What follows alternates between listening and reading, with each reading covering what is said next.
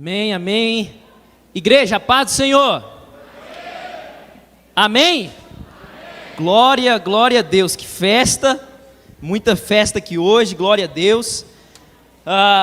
Passaremos agora a ministração da palavra de Deus. Diga amém. Amém. Se você pode, em reverência à palavra do Senhor, fique de pé, pegue a palavra, a Bíblia, e abra comigo no livro do profeta Isaías, no capítulo de número 6, a partir do versículo 1. Isaías, capítulo 6, a partir do versículo 1. Quem achou, diga glória a Deus. Amém. Está aqui no telão. Nós vamos ler alguns versículos. Eu quero pedir a atenção da igreja, a fim de que você possa ler comigo, se não na sua Bíblia, no telão, como achar melhor. Eu vou ler na versão Almeida Revista e Atualizada. Diz assim a palavra do Senhor, Isaías 6, primeiro versículo. No ano da morte do rei Uzias, eu vi o Senhor assentado sobre um alto e sublime trono, e as abas de suas vestes enchiam o templo. Serafins estavam por cima dele, cada um tinha 6 asas, com 2 cobria o rosto, com 2 cobria os seus pés, com 2 voava. E clamavam uns aos outros, dizendo: Santo, Santo, Santo é o Senhor dos exércitos, toda a terra está cheia da sua glória. As bases do limiar se moveram à voz do que clamava, e a casa se encheu de fumaça. Então disse eu, o profeta: ai de mim, estou perdido, porque sou homem de lábios impuros, habito no meio de um povo de impuros lábios, e os meus olhos viram o Rei, o Senhor dos exércitos. Então um dos serafins voou para mim, trazendo na mão uma brasa viva que tirara do altar com uma tenaz. Com a brasa tocou a minha boca e diz: eis que ela tocou os teus lábios, a tua iniquidade foi tirada, e perdoado o teu pecado. Depois disto, ouvi a voz do Senhor, que dizia: a quem enviarei? E quem há de ir por nós? Disse eu: eis-me aqui, envia-me a mim. Então disse ele: vai e diz a este povo: ouvi, e não entendais, vede, mas não percebais. Amém? Que Deus nos dê uma boa palavra. Pode tomar assento.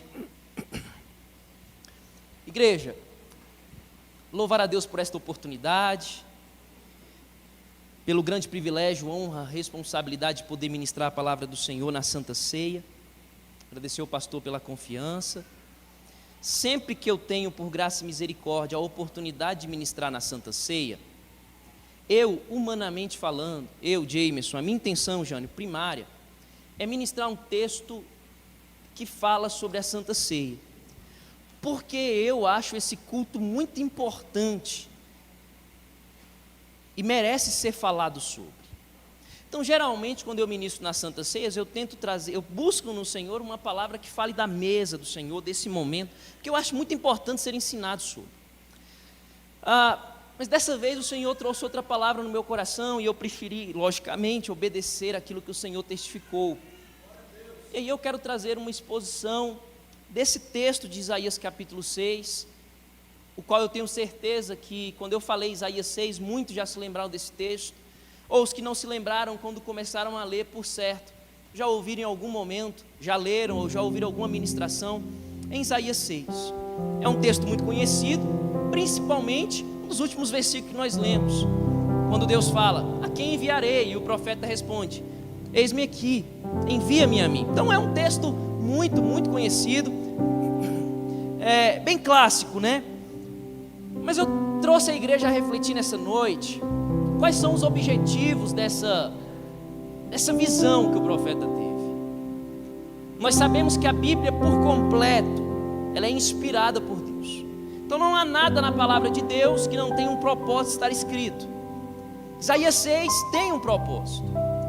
Você já deve ter ouvido muitas vezes usar esse texto de Isaías 6, principalmente o versículo: a quem enviarei, quem há de ir por nós, eis-me aqui, envia-me a mim. Você já deve ter ouvido muito, talvez em cultos missionários, em conferências missionárias. É um texto muito aplicado a missões, muito aplicado a evangelismo. E eu até considero, pode ser, pastor Flávio, aplicado sim. Isso não é a essência do texto. O propósito do texto, a gente pode até aplicar, como eu farei algumas aplicações desse texto na nossa vida. Mas o objetivo principal desse texto não é apenas a obra missionária. O profeta aqui é Isaías, e ele está registrando uma experiência que ele teve com Deus. E como essa experiência influenciou sua vida, seu ministério. Isaías já exercia, penso eu, o ministério profético. Mas essa experiência é uma experiência de confirmação do ministério dele. É uma experiência que marca a vida de Isaías. É um divisor de águas na história e no ministério do profeta. Essa experiência vai mudar como Isaías vê o Senhor, como Isaías começa a ver as pessoas e como Isaías vê a ele mesmo.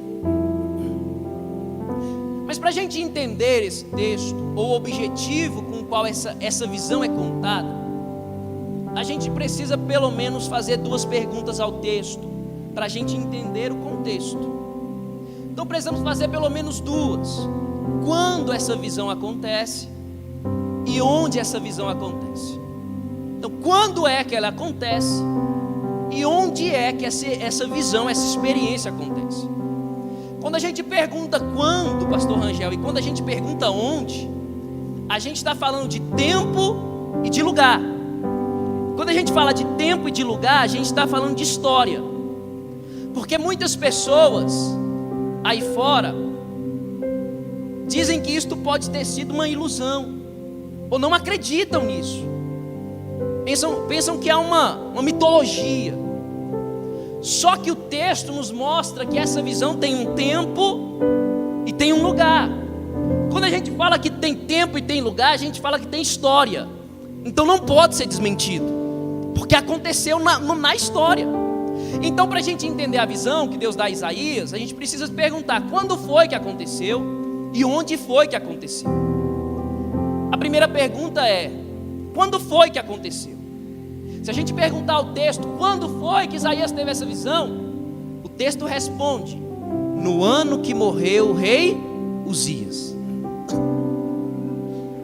No ano que morreu o rei Uzias. Algumas pessoas podem até falar, ministrar, pregar, e seguindo o impulso, dizer que essa visão se deu pós-morte do rei Uzias, pastor Rangel. Só que olhando o texto, eu não posso afirmar que foi pós-morte, porque a Bíblia não fala depois que Uzias morreu. A Bíblia fala no ano que Uzias morreu. Então, quando é que acontece a história? Não é depois da morte de Uzias, é no ano da morte. O profeta não deixa claro se Uzias já tinha morrido ou se Uzias não tinha morrido, mas foi no ano que Uzias morreu que ele teve a visão. E por que é importante perguntar isso? Porque se foi antes, presta atenção, porque essa visão pode ser tida num calendário ocidental nosso. Se a visão foi dada ao profeta em junho, Uzias pode ter morrido em janeiro, mas também em dezembro. Porque o que ele está falando não foi depois da morte de Uzias, foi no ano. Mas por que é importante a gente perguntar isso? Porque se foi antes da morte de Uzias, Uzias está leproso, quase perto da morte, mas ainda tem um rei. Talvez não consiga nem governar, mas tem um rei. Se foi depois da morte de Uzias, já não tem mais rei no trono. O rei morreu e agora o povo está num período de transição, sem enxergar o amanhã, sem saber o que ia acontecer, aquela confusão, quem assume o reinado, quem não assume. Mas por que é importante a gente perguntar isso? Porque num período de incerteza, porque pensa, se foi antes, Uzias está leproso. O povo sabe que ele vai morrer, mas ainda tem alguém como rei. Talvez não consiga mais governar, porque a lepra era uma doença muito desonrosa naquela época. Mas se foi depois, não tem mais rei, está num período de transição. E aí o período é de incerteza, de insegurança sobre o futuro. Mas se foi antes, também tem insegurança, tem ansiedade. Será que o rei vai ficar bom? Será que o rei vai morrer? A Bíblia não deixa claro se foi antes ou depois, porque toda essa visão de Isaías se concentra não no trono humano, mas no trono de Deus. E quando Isaías fala no ano que morreu o rei Uzias, não deixa claro para mim se foi antes ou depois, porque o que Deus estava querendo falar é que não importa se foi antes ou depois. O que importa é que com Uzias no trono ou não, tem alguém superior reinando e governando. O que a palavra de Deus está querendo dizer para mim e para você é que num período de incerteza, num período de insegurança, num período de preocupação com o futuro, não importa a situação atual desse país, não importa a situação atual desse planeta, não importa a situação atual dessa economia, tem alguém sentado no trono que governa sobre tudo e sobre todos. Então eu não preciso me preocupar com o andamento das coisas aqui, quando eu sei que no trono há alguém assentado que governa sobre tudo. Quando foi no ano que morreu e onde foi que teve essa visão? Aí muitos teólogos vão acreditar que muito possivelmente Isaías está no templo quando ele tem essa visão. Só que, pastor Angel, o senhor entende muito de Pentateuco, então o senhor me ajuda a pregar. Isaías é profeta, não sacerdote, sim ou não? Se Isaías é profeta e não sacerdote, e ele está no templo, pastor Anderson, ele não pode estar no santíssimo lugar. Se ele é profeta e não sacerdote e está no templo, ele também não pode estar no santo lugar, porque nesses lugares só entra o sacerdote. E Isaías não é sacerdote, Isaías é profeta. E mesmo sendo profeta, ele não pode entrar onde só o sacerdote pode. E no santíssimo lugar é uma vez ao ano que o sacerdote entra, para ter o sumo sacerdote, para ver a representatividade da presença de Deus através da arca. Então Isaías não pode estar no santo dos santos, e ele também não pode estar no santo lugar. Então, pelo raciocínio lógico, o lugar mais próximo da arca da aliança que Isaías pode estar é num lugar chamado átrio, que é como se fosse o pátio dessa igreja. Então presta atenção, porque Isaías está no átrio,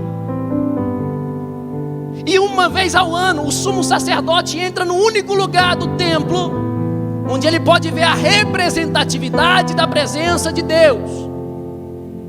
Uma vez ao ano, um homem entra em um lugar para ver a representatividade. Isaías está no átrio, possamos assim dizer. Mas ele vai dizer: no ano que morreu o rei Uzias, eu vi o Senhor assentado no trono. Só quem podia ver a representatividade da presença era um sumo sacerdote, uma vez ao ano. Isaías não está no Santo dos Santos, Isaías não é sacerdote, mas a Bíblia diz que os céus se abrem e ele vê a presença e a soberania de Deus. Sabe o que eu quero dizer para você nessa noite, igreja? Isaías ele não estava no lugar que as pessoas, aqui você vai ver o Senhor. Isaías está fora do templo, mas ele vê o Senhor. Mesmo sendo profeta do lado de fora, ele não vê só uma representatividade como o sumo sacerdote via.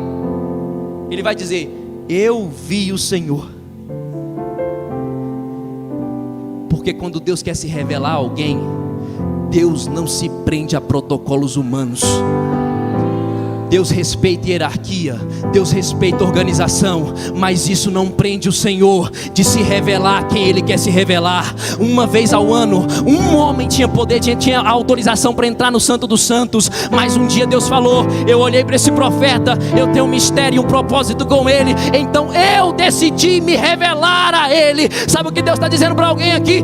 Fica tranquilo, porque se Deus escolheu a tua vida nessa multidão de pessoas aqui hoje, talvez eu não consiga te enxergar, mas o Senhor assentado no trono, Ele está vendo você, Ele está vendo você, Ele está vendo você. Quando Deus quer se revelar a alguém, Deus não se prende.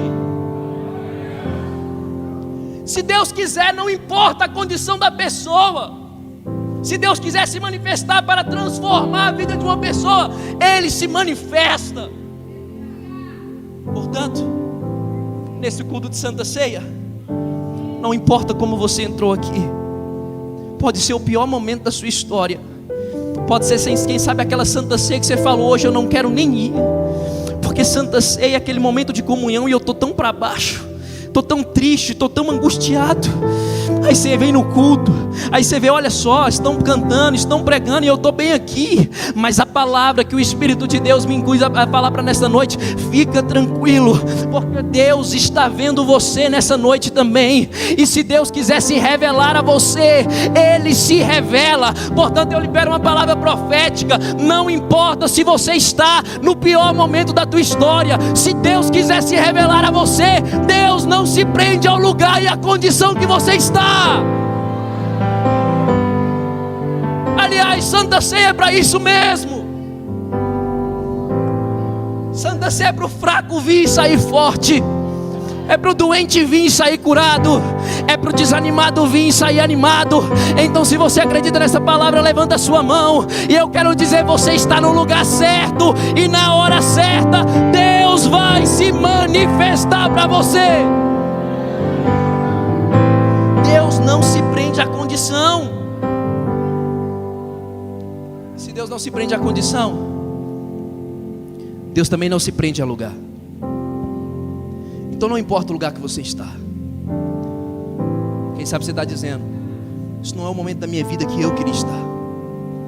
Isso não é o momento, eu não queria estar na condição que estou hoje. Ou quem está dizendo: olha, Jameson, não estou feliz no momento que eu estou. Só que Deus não se prende a lugar para se manifestar. Deus fala com o pastor no púlpito, Deus fala com o tecladista no teclado, mas Deus visita o irmão que está no estacionamento, Deus visita a irmã que está com as crianças, Deus visita você que está nas cadeiras aí atrás, Deus visita você que está no banco aí, Deus visita você que está no banco aqui. Deus não se prende a lugar.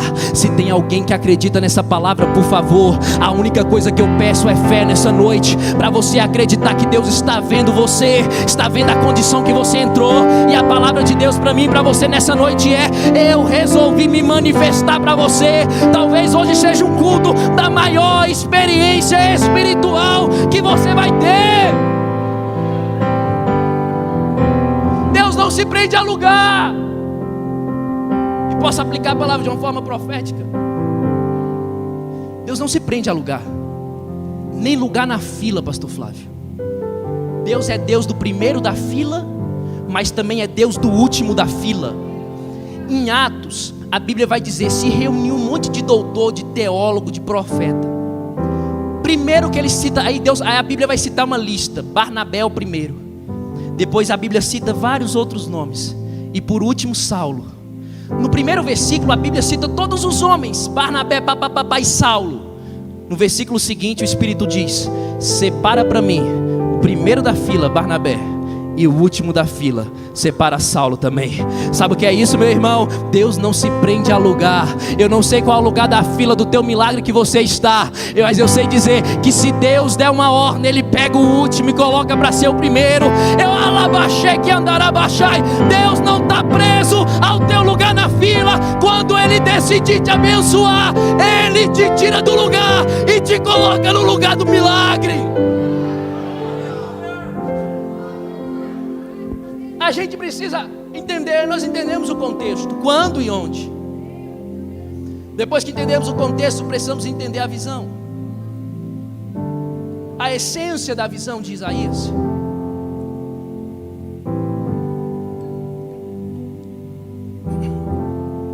O ponto de referência da visão de Isaías é o trono de Deus. E no versículo 1 ele começa dizendo: no ano que morreu Uzias, eu vi o Senhor assentado no trono. Assentado no trono, pastor Nilton. nossa cultura humana entende que quem está sentado não está fazendo nada, sim ou não? A minha e a tua cultura de alguém que está trabalhando é alguém que está de pé, correndo para lá e para cá.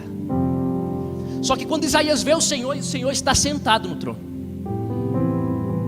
Só que eu preciso dizer uma coisa para você, igreja. Assentado é diferente de parado.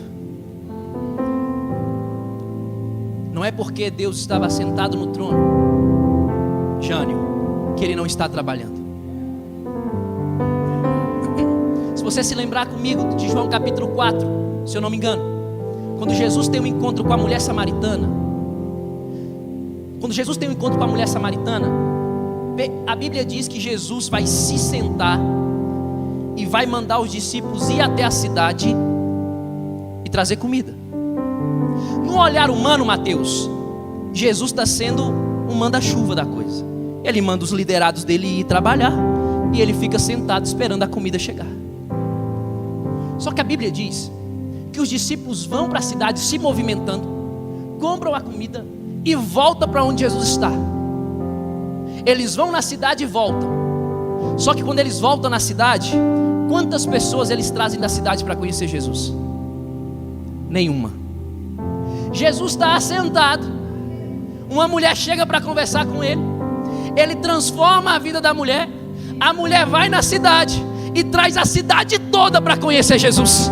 Aí eu te pergunto, quem é que trabalhou mais? Jesus sentado ou os discípulos andando? Sabe o que Deus está falando aqui? Quando Deus está no trono, é significado de que Ele está trabalhando sim. Não se preocupa. Se você está vivendo um tempo da tua vida que você está falando, parece que Deus não faz nada, parece que nada está acontecendo, Deus está falando para alguém aqui: eu não preciso nem me levantar para governar o universo. Eu não preciso nem me levantar para governar o universo. Eu não preciso nem ficar de pé para mandar em tudo. O Senhor assentado é poderoso. Deus está dizendo: eu não preciso nem me levantar para governar o universo. Só que, aleluia, pegando o gancho da pregação do pastor Anderson de manhã, João tem uma revelação do Senhor andando no meio da igreja. Pastor Rangel, João tem uma visão no meio dos e ele vai dizer assim: eu vi o Senhor andando no meio dos 7 castiçais, com 7 estrelas nas mãos. 7 castiçais significa a igreja, as estrelas significam os pastores. E João está dizendo: eu vi o Senhor andando no meio da igreja, e o pastor na mão dele. Então não é pastor que tem Senhor na mão, é o Senhor que tem os pastores na mão. Aí ele anda no meio da igreja, aí ele vai ver na tua necessidade e ele conta para o anjo da igreja: faz isso. Ele vê a necessidade do irmão, ele conta para o anjo da igreja: faz aquilo, porque eu passei no meio da minha igreja. Por favor, só quem acredita que o Senhor passeia no meio da IDEPS hoje, levanta a tua mão para o alto e aplauda Ele, porque Ele está na casa. Aleluia! Aí ele vai dizer: eu vi um alto e sublime trono. Alto é algo que você não consegue alcançar, é uma posição inalcançável. Alto é distante. Então Isaías está dizendo assim: eu vi um trono muito alto, distante. Se é distante, a nossa tendência é desistir, pastor Angel. Não dá para alcançar o trono. Só que ele completa: mas ele não é só alto, ele é sublime, ele é perfeito, ele é lindo. Ele é tão lindo que por mais que esteja distante, eu não consigo desistir. Eu quero chegar no trono. Só que quanto mais eu chego perto, mais distante ele parece. Só que tem uma coisa: quanto mais eu vejo o trono, mais atraído pelo trono eu sou. Sabe o que é isso, meu irmão? É que quem já pisou no Santo dos Santos, em outro lugar não sabe viver. É difícil chegar lá, mas eu não resisto a esse amor, a essa perfeição. Eu quero estar próximo do trono. Por isso que a Bíblia vai dizer: aquele que é santo, santifique-se mais. O trono é alto, mas eu quero chegar no trono, porque ele é tão lindo que eu não consigo desistir de chegar lá. Só que tem uma coisa, igreja, é para caminhar para o fim. Eu posso fazer uma pergunta para vocês, sim ou não? Vamos lá. Sinceridade. Se você não acredita, não precisa responder. Se você acredita, você diz sim. Eu quero perguntar para a igreja, mais uma vez, uma pergunta séria. Se é uma pergunta séria, Rodrigo, exige uma resposta séria. Se você não acredita, não precisa responder, mas se acredita, responde alto, só para a gente ter uma noção. Quero perguntar se você acredita naquele texto que diz que quando se reúne 2 ou 3 na presença do Senhor, Ele se faz presente. Eu estou perguntando se você acredita que o Senhor está aqui nessa noite. Vou perguntar de novo, e você me responde se a resposta é afirmativa com amém. Igreja de Debs, você acredita que Deus está aqui nessa noite? Tá. Então vamos lá. A segunda pergunta que eu faço para você: se você disse que acredita que Deus está aqui, eu te faço uma segunda pergunta: como você tem que se comportar quando o rei está? Se Ele é santo, poderoso, todo-poderoso, como eu e você temos que nos comportar quando Ele está na casa? Para exemplificar mais, pastor Angel vai me entender. Eu sou militar. O meu comandante hoje é um general. Quando eu, por qualquer motivo que seja, raramente preciso ir na sala do general, Mateus, eu não sei o que dá em mim. Esse Jameson que prega talvez de uma forma tão fácil aqui, eu chego lá gaguejando. Porque para um militar, pastor Angel, o senhor sabe disso, um general é uma alta autoridade. Se eu precisar fazer uma apresentação para o general, misericórdia, eu penso, pastor Anderson, estudo, treino 50 vezes lá com o que eu vou falar. Cara, se diante de um general, de um homem, eu me comporto desse jeito, que dirá diante da presença do Senhor? Sem demagogia, sem hipocrisia nenhuma. Mas na moral, se você acha que pode ser de qualquer jeito, você não entendeu o Evangelho e não entendeu o que é Deus para você. Posso falar um negócio? Eu não vou nem, não sei nem se o pastor nos vai mandar editar essa parte do culto, ou se ele vai deixar eu pregar em outra Santa Ceia. Mas eu vou falar. Você pode falar o que você quiser, como você trata Jesus de qualquer jeito.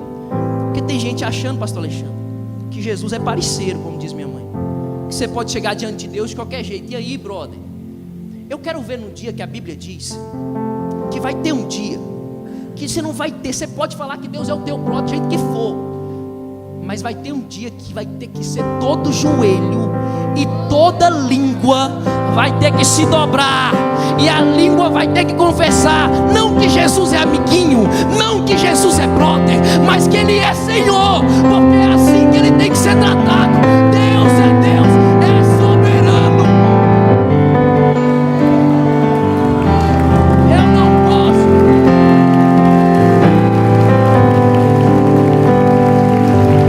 Eu não posso tratar o Senhor como meu igual. O trono dele não está na minha horizontal. O trono dele é alto. Eu não posso alcançar o trono dele. Ele é Senhor, e é por isso que eu adoro, porque eu creio e aceito Ele como Senhor da minha história. Aí, diante do Senhor, como a gente tem que se comportar? O texto responde: aprende com os serafins. Porque Isaías vai dizer: na minha visão eu vi o trono, Deus estava sentado e eu vi serafins. Cada um tinha 6 asas. Com 2 eles cobriam o rosto, Com duas eles cobriam os pés, e com duas eles voavam. Cobrir o rosto é sinal de honra. Eu não mereço ver a glória do meu Deus. Os serafins tampam o rosto, porque eles sabem que a glória de Deus é tão forte, tão tremenda, que eles reverenciam a presença de Deus. Eles escondem os pés com duas asas, porque Deus está se apresentando na visão como um rei. E pés, quando você se apresenta de um rei, diante de um rei, significa desonra. Então ele tampa a desonra dele. E com duas asas eles voam. Ele tem 6 asas, pastor Angel. Asa é para voar, sim ou não? Mas ele está usando das 6 asas, 4 ele usa para reverenciar, só 2 para voar. Isso me induz a dizer, ou a receber da palavra de Deus, diante da presença de Deus, temor vale mais do que trabalho, reverência vale mais do que trabalho.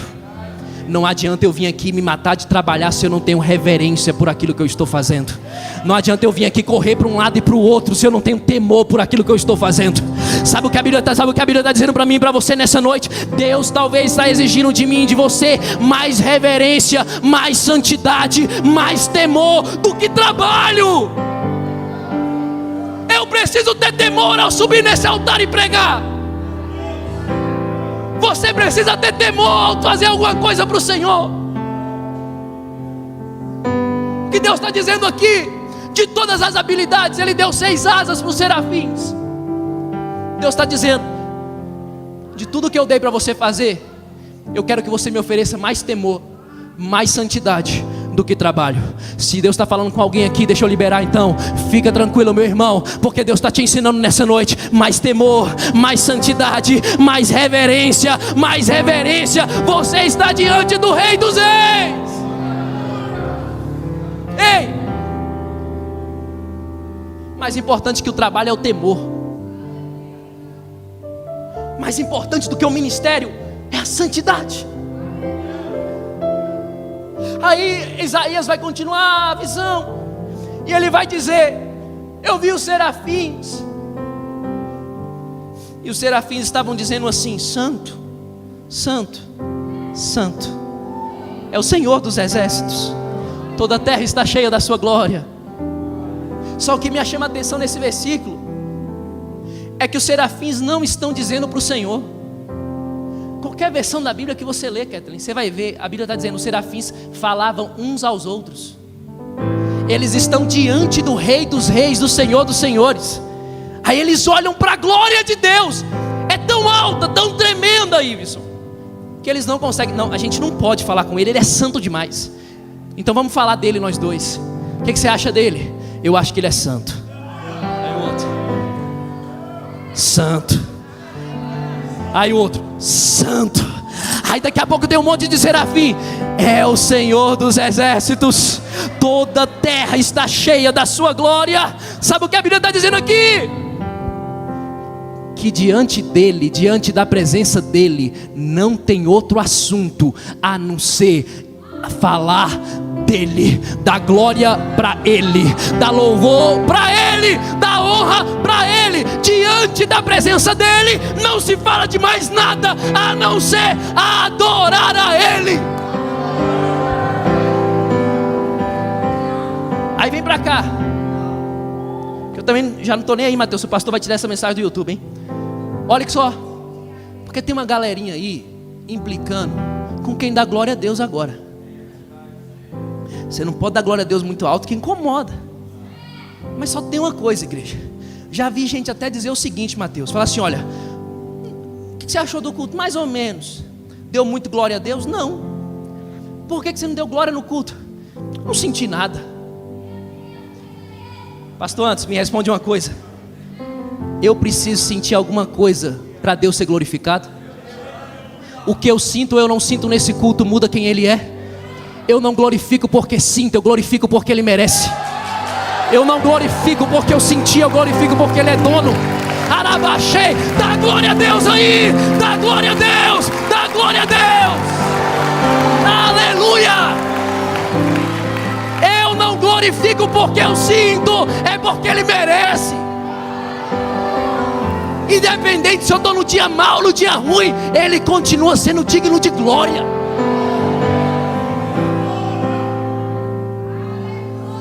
Só que para a gente concluir, o negócio vai apertar um pouco para o profeta agora, porque o profeta vê os serafins cantando, e ele sabe, ele fala assim: rapaz, os serafins que estão o tempo todo com ele, não tem coragem de olhar para ele, nem de falar com ele. Imagine eu, que sou impuro, e eu vi ele, eu vou morrer agora. Quando ele termina isso, ele vê que um serafim voou na direção dele. Fala: acabou para mim. Eu vi o Senhor, não podia ver ele. Ele é poderoso, ele é santo. Não dá para me ver, eu sou pecador. Vou morrer. E ele vê que um serafim, ele está trazendo uma brasa. Um dos significados de serafim. Serafim é um tema muito pouco falado na Bíblia. Mas um dos significados que os teólogos atribuem a serafim, Rodrigo, é aquele que arde em fogo.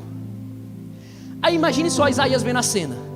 Um serafim, aquele que arde em fogo, ele vai pegar uma brasa. E mesmo ardendo em fogo, Mateus, ele pega uma tenaz, como se fosse um alicate, e pega a brasa. O que é que o profeta pensa? Se o cara que é quase que de fogo não conseguiu meter a mão para pegar essa brasa, com essa brasa triscar em mim, aí Isaías fala assim: agora eu vou morrer de vez. Só que o serafim vem e toca com a brasa no profeta. E pelo texto eu imagino que o profeta, sabe aquele medo que a gente fecha o olho, seja o que Deus quiser. Eu imagino que o profeta fecha o olho. Aí daqui a pouco ele escuta uma voz, o serafim fala com ele e fala assim: olha, veja. Porque Isaías está falando, cara, o serafim, que está todo o tempo na glória de Deus, não tem pecado, não tem coragem de olhar para Deus. Eu vi o Senhor, eu estou morto, eu sou cheio de pecado.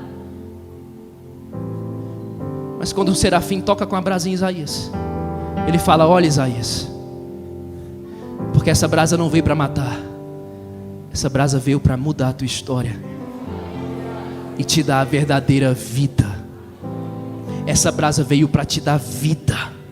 E ele vai dizer: fica tranquilo, Isaías, porque a tua iniquidade foi tirada e o teu pecado foi perdoado. Ele fala: ai de mim, eu sou pecador, eu sou homem de lábios impuros, habito numa sociedade de lábios impuros. Ele fica tranquilo, a tua iniquidade está sendo tirada e o teu pecado perdoado. Até aqui Deus está em silêncio na história e na visão. Só que de repente, depois da brasa tocar Isaías, ele escuta Deus falar. E a palavra de Deus para Isaías,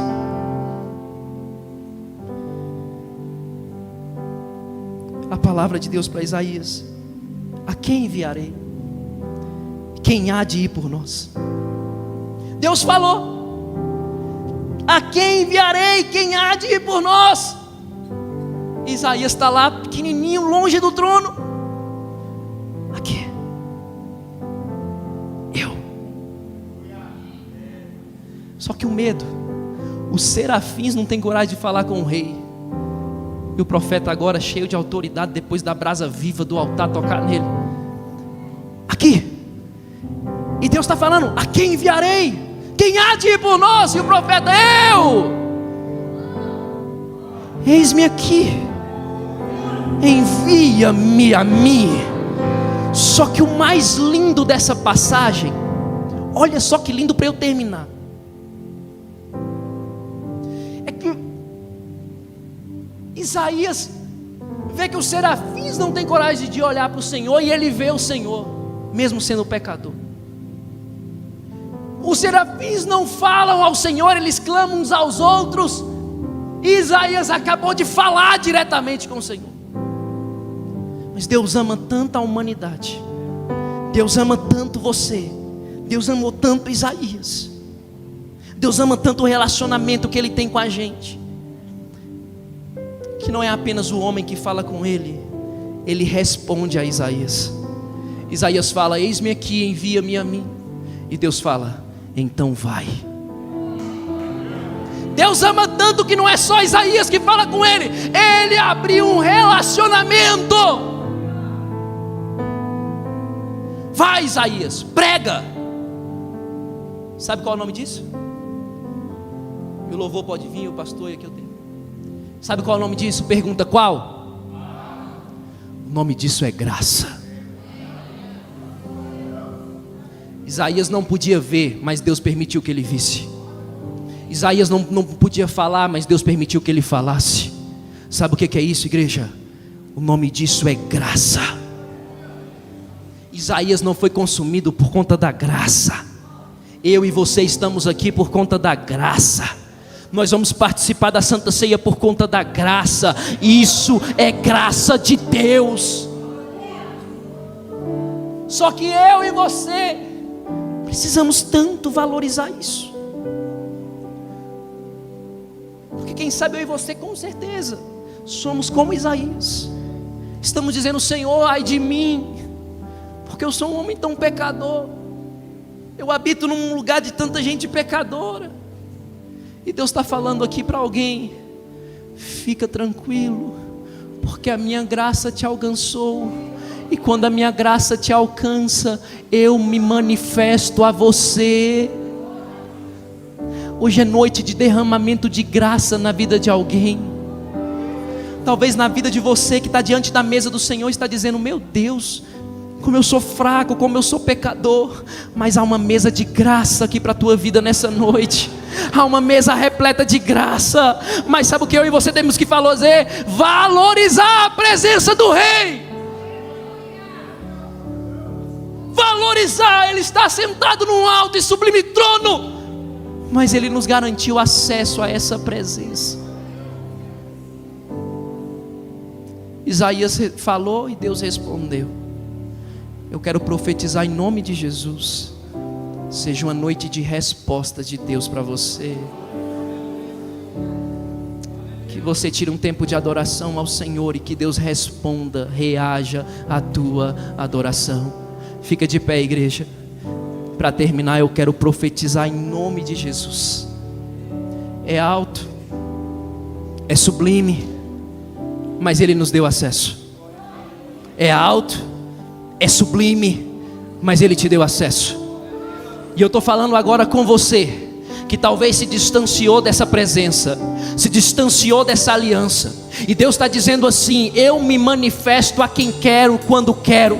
E eu quero dizer mais uma vez: Deus não se prende à condição. Talvez você entrou aqui nessa noite se sentindo o maior dos pecadores, se sentindo longe da presença de Deus. Pois bem, eu preguei esses 40 minutos para chegar no final dessa ministração e dizer que Jesus te ama, e dizer que Jesus quer você perto dele. Por isso eu quero perguntar nessa noite: pelo amor de Deus, não resista. Mas se você acredita nessa palavra, e você sabe que hoje é uma noite que Deus está falando com você, não resista o coração e volta para Jesus nessa noite.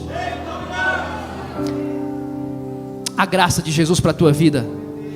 Não há mais condenação para quem está em Cristo. Então entra em Cristo nessa noite. Igreja, esteja em oração. Cadê você que quer fazer essa aliança com Cristo? Eu quero que você levante sua mão. Tem um jovem aqui? Você pode vir na frente, por favor? Vem na frente. Alguém vai te receber aí, te dar um abraço. Tem mais alguém que quer fazer essa aliança com Jesus? Dá um sinal bem alto com a sua mão.